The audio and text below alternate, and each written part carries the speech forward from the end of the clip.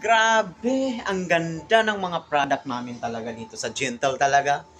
Kaya ano pang inaantay nyo, punta na kayo dito para malimuhan po namin kayo. Grabe, nagkakaubusan na lang paninda namin guys. Yung mga product namin is nauubos na. Mabenta kasi yung product namin. Kaya ano pang inaantay nyo, punta na kayo dito para makapag-avail kayo guys. Makapag-purchase. Thank you so much for watching guys. Pasupport ng aming mga product, aming company guys. Maraming salamat sa paraging suporta ng aming mga client. Thank you so much for the support. So guys, may mga ganito din tayo guys. Yung Z-Flex natin is good for the stiff neck. Igaganyan mo lang siya guys. And then, rechargeable siya. So magagamit natin siya everywhere, anywhere, kung saan tayo pupunta. I-charge nyo lang siya para maano kayo guys. So, nakakapag-massage kayo kahit nasa loob ng bahay lang kayo. So, namomonitor natin yung loob ng bahay natin kasi nasa loob ng bahay lang tayo nagmamassage. Ayan. Ang sarap yan, oh. Rechargeable, wireless. Ayan, guys. Madali yan siyang gamitin.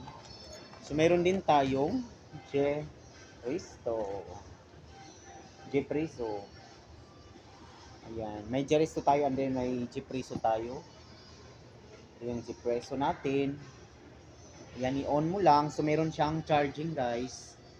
Yan siya. So, mabibit-bit din natin kahit saan. So, ilalagay lang natin sa likod natin, ganyan. So, makakapag-massage na tayo. Di ba? Saan ka pa? Kaya, punta na kayo dito. Affordable lang to, guys. Yan. Meron din tayong GPT. Ito, maganda rin to, guys. Mura na lang sa amin. So, magagamit din natin to sa sasakyan natin. Converted na siya. Good as for the car. And then, pwede rin sa bahay, guys. Ganyan lang. Ilalagay lang natin. Kaya ano pang inantay nyo, guys?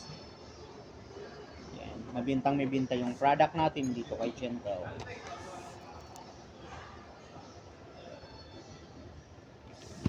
Ayan, guys.